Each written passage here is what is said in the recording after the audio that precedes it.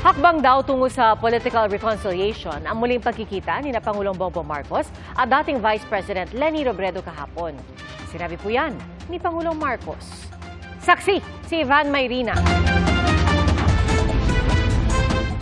Ang paghaharap at kamayan ni Pangulong Marcos at dating Vice President Robredo sa Sorsogon kahapon. Unang hakbang nga ba sa paghilom ng sugat tulad ng sinabi ni Senate President Chis Escudero?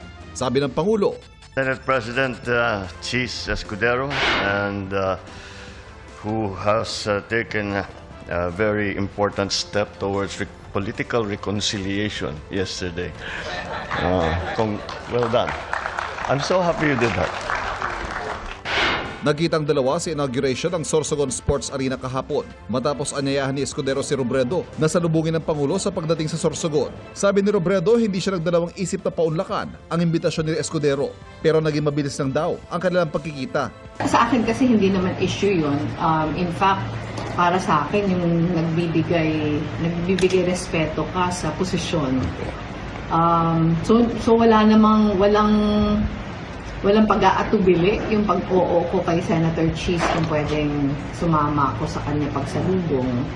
Ang tingin ko tama lang naman, lalo pa kasi bisita natin sa Bicol Region.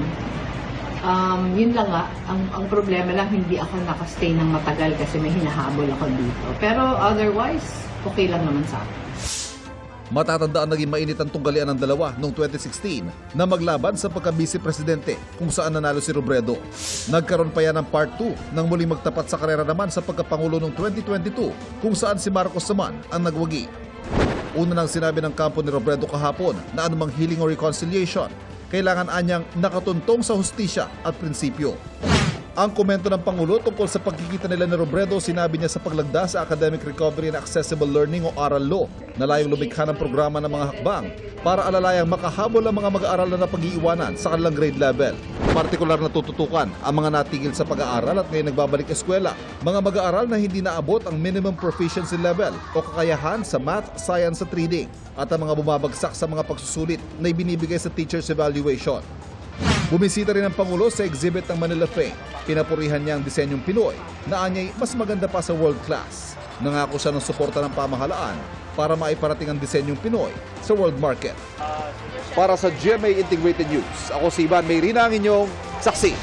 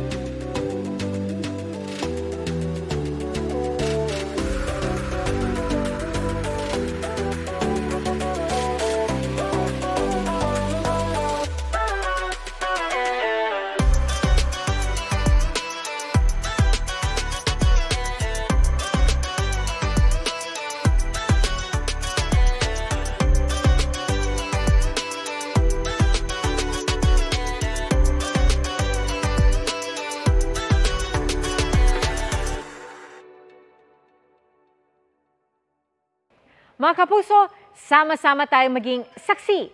Mag-subscribe sa GMA Integrated News sa YouTube at para sa mga kapuso abroad, samahan niyo kami sa GMA Pinoy TV at sa www.gmanews.tv.